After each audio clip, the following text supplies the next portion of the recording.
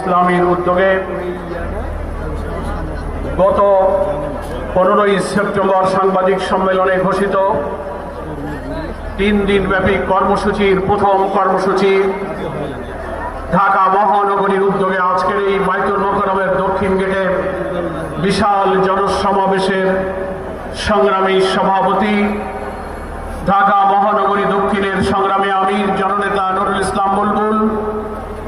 আপনারা দেখতে পাচ্ছেন আমাদের সভামঞ্চে উপস্থিত আছেন জামাত ইসলামের সম্মানিত কেন্দ্রীয় নেতৃবৃন্দ, ঢাকা মহানগরী নেতৃবৃন্দ, সাংবাদিক বন্ধুগণ। রাজধানী ঢাকার প্রাণকেন্দ্রে আজকের এই বিশাল সমাবেশে সমবেত আমার প্রিয় দেশবাসী ভাই ও বোনেরা, আজকের কর্মসূচিতে যেহেতু বিক্ষোভ মিছিল আছে, তার পূর্বের এই সমাবেশ অতি সংক্ষেপে আমরা 2-4টি কথা আপনাদের খেদমতে পেশ করছি।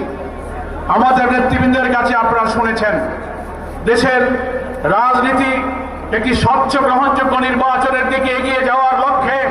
দেশবাসীর যে আকাঙ্ক্ষা, জামাত ইসলামী